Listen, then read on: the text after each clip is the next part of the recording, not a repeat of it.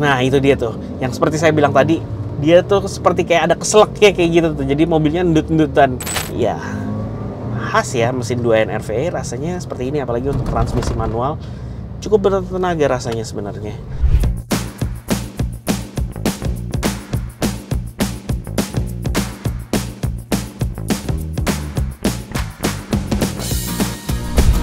Pusing mikirin PPh yang bakal naik jadi 12%. Daripada pusing-pusing, sekarang kita akan ngebahas ini aja yuk. Di segmen Ngegas kali ini, kita akan ngebahas sebuah Toyota Rush tahun 2018 versi TRD Sportivo yang bisa kamu bawa pulang cuman dengan DP 12 juta rupiah aja. Nah, apa sih yang menarik dari Toyota Rush generasi ini? Kita akan bahas di video ini. Dalam segmen low SUV, mobil ini masih menjadi favorit warga negara Indonesia dikarenakan mobil ini memiliki penampilan yang maskulin, mirip dengan kakaknya sendiri yaitu adalah Toyota Fortuner. Selain itu, dia juga memiliki konfigurasi penggerak roda belakang. Tapi kita bahas dulu adalah dari segi penampilannya nih. Kenapa? Penampilannya sendiri, mobil ini bisa dikatakan masih menjadi favorit dikarenakan penampilan yang headlampnya sendiri sudah dilengkapi dengan multi reflektor LED yang membuat penampilannya sendiri menjadi lebih modern dan juga terlihat masih futuristik. Kemudian mobil ini sendiri pun sudah dilengkapi dengan LED bar yang juga bisa berfungsi sebagai daytime running light. Tapi sebenarnya mobil ini belum dilengkapi dengan fitur tersebut. Tapi kalau kita nyalain lampu kecil, ya udah ada ala-ala daytime running lightnya lah. Tapi sayangnya untuk lampu fog lightnya sendiri, sayangnya juga masih menggunakan bohlam halogen biasa. Dari segi penampilan, mobil ini sebenarnya udah kelihatan oke untuk versi TRD Sportivo karena dia dilengkapi dengan add-on body kit ala-ala TRD Sportivo yang selalu memberikan penampilan yang cukup sporty, cukup dinamis, dan membuat mobil ini tampil lebih maskulin lagi dibandingkan dengan versi biasanya. Oke, sekarang kita akan ngebahas ke bagian mesinnya dulu yuk.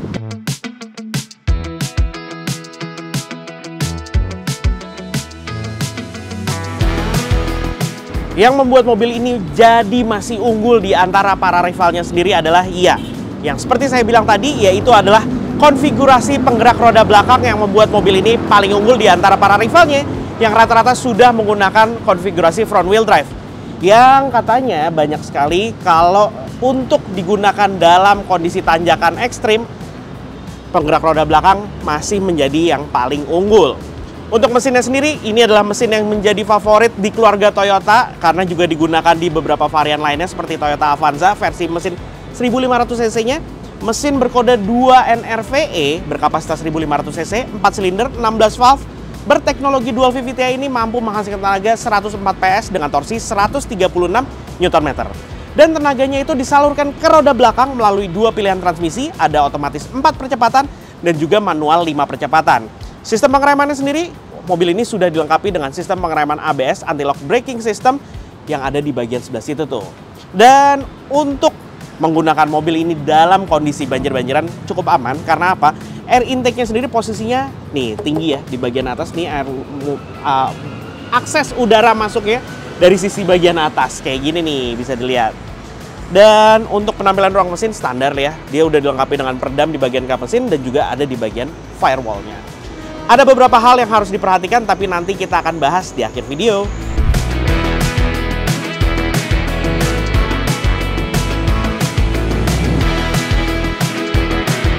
Di bagian samping, mobil ini memiliki desain yang cukup proporsional sebagai low SUV.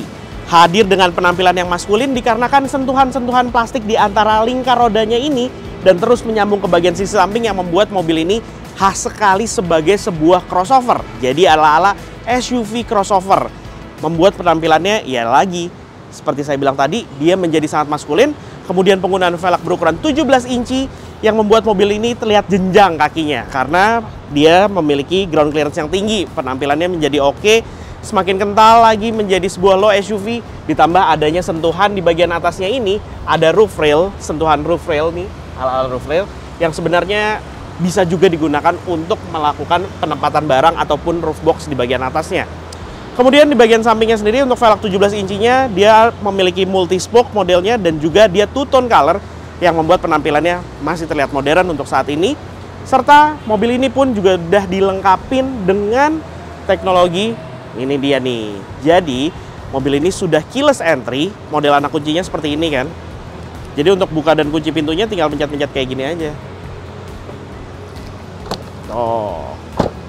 Kemudian di bagian samping untuk versi TRD ini dia sudah dilengkapi side molding, juga penampilannya yang cukup heboh sih sebenarnya penampilannya untuk versi TRD Sportivo ini. Tapi sayangnya mobil ini adalah ya rem belakangnya masih menggunakan tromol.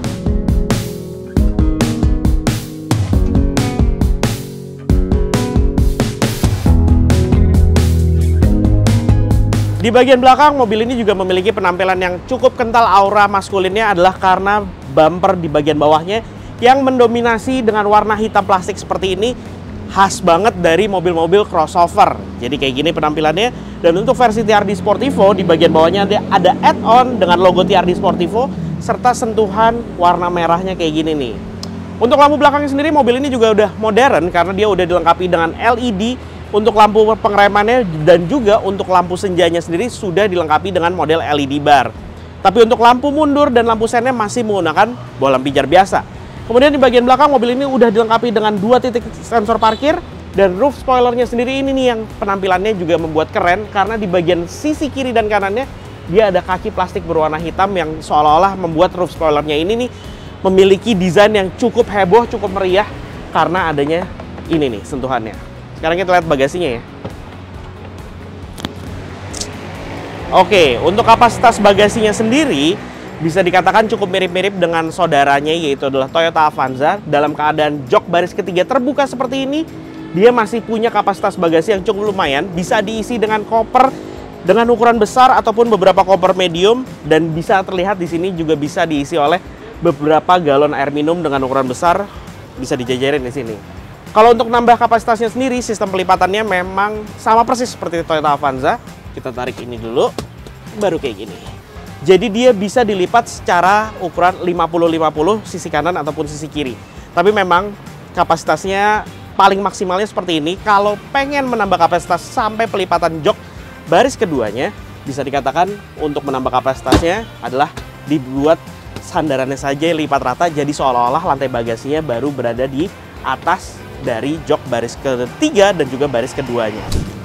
Oke, sekarang kita akan langsung nyobain gimana sih impresi berkendara dari Toyota Rush generasi ini. Dan versi ini udah dilengkapi dengan engine start stop button, jadi tinggal kalau untuk transmisi manual, injek pedal koplingnya, kita pencet start, langsung starter. Oke, pakai seatbelt dulu, kita langsung cobain gimana sih berkendara dari mobil ini. Untuk panel AC-nya sendiri udah panel AC digital, tapi memang untuk pengaturan blower AC dan juga temperatur masih menggunakan model Potensio. Tapi untuk pengaturan kayak sirkulasi udara, terus dia juga udah dilengkapi dengan fitur auto, itu semuanya menggunakan tombol, dan di sini juga ada layarnya. Dan uniknya untuk versi ini dia dilengkapi dengan indikator untuk membaca apakah penumpang di bagian belakang sudah menggunakan safety belt atau belum. Kalau belum, di sini kelimanya akan nyala nih. Oke, sekarang kita jalan yuk. Basically, mobil ini walaupun memang sebenarnya masih ada sharing platform dengan Toyota Avanza Xenia, tapi untuk rasa berkendaranya sedikit berbeda menurut saya ya. Karena apa? Rasanya suspensi di bagian belakangnya ini nih terasa lebih lembut dibandingkan dengan saudaranya sendiri. Jadi kita bisa tahu bahwa di bagian belakang itu rasa bumpy-nya tidak ya buat kolektor sendiri udah tau lah gimana sih rasanya dengan Toyota Avanza untuk versi yang masih berpenggerak roda belakang ya. Oke, sekarang kita lagi di lampu merah. Karena lagi di lampu merah nih, kita ngebacain dulu nih, kita review di bagian interiornya. Untuk head unitnya sendiri versi tahun 2018 ini dia udah dilengkapi dengan head unit yang mana adalah layar sentuh. Tapi sebenarnya cukup unik ya kalau ngelihat di sosial media, mobil ini tetap dibanding-bandingkan dengan saudara kembarnya sendiri, yaitu adalah Daihatsu Terios. Tapi sebenarnya masing-masing memang punya keunikan dan kelebihannya masing-masing ya. Dari segi penampilan sendiri memang Daihatsu Terios itu sebenarnya dia tuh hadir dengan pilihan varian yang sangat banyak jika dibandingkan dengan Toyota Rush. Toyota Rush itu hanya beberapa, sedangkan Terios itu kalau nggak salah sampai 9. Ya, correct me if I'm wrong ya, Olexers.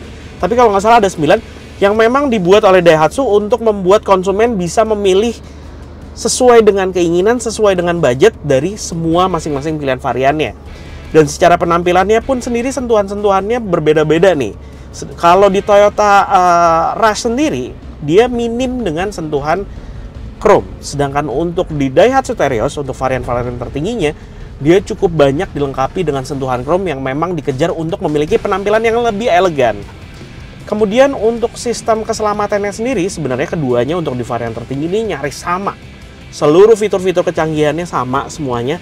Tapi untuk Toyota Rush, untuk varian tertingginya, dia dilengkapi dengan fitur keselamatan yang sedikit lebih menonjol, yaitu adalah dia dilengkapi dengan 6 titik airbag. Jadi fitur keselamatannya lebih oke di Toyota Rush.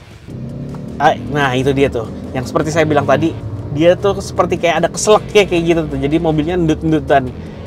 Ya, khas ya mesin 2 NRV rasanya seperti ini, apalagi untuk transmisi manual. Cukup bertenaga rasanya sebenarnya. Untuk tempat penyimpanan sendiri, mobil ini udah cukup banyak nih. Door pocket dengan ukuran besar, dia bisa diisi dengan 2 buah gelas ataupun botol. Di sini botol besar, kemudian di bagian tengah juga ada cup holder lagi, ada tempat penyimpanan terbuka, di bagian bawah handbrake juga ada tempat penyimpanan terbuka, laci dengan ukuran besar. Kemudian di jok baris kedua, dia juga dilengkapi dengan tempat penyimpanan door pocket dengan ukuran yang besar juga. Jadi tempat penyimpanannya banyak banget lah pokoknya. Begitu juga di baris ketiga, di masing-masing sisi juga ada tempat penyimpanan terbuka dan juga cup holder. Nah itu dia Olexers, kita udah nyobain gimana sih rasa berkendara dari Toyota Rush generasi ini yang memang sebenarnya masih ada kemiripan dengan saudaranya sendiri, yaitu adalah Toyota Avanza, tapi untuk versi mesin 1500 cc-nya ya. Tapi kalau untuk bicara suspensinya, memang mobil ini sedikit berbeda, sedikit lebih nyaman jika dibandingkan dengan saudaranya. Kemudian mobil ini sendiri pun juga terasa lebih halus ya dibandingkan dengan saudaranya, walaupun sebenarnya masih sharing platform. Oke Olexers, kebetulan unit yang di samping kita ini adalah unit yang ada di OLX Mobi Store Buaran, yang mana ini adalah unit tahun 2018 versi TRD Sportivo dengan odometer saat ini adalah 100.000 km dengan harga 190 juta dan juga bisa didapatkan dengan DP hanya 12 juta aja, langsung bisa dibawa pulang. Jadi tunggu apa lagi Olexers, langsung aja datang ke OLX Mobi yang ada di store di Buaran, atau bisa juga kunjungin ke olexmobi.co.id, atau juga bisa klik link yang ada di kolom deskripsi. Terima kasih telah menonton video ini, dadah!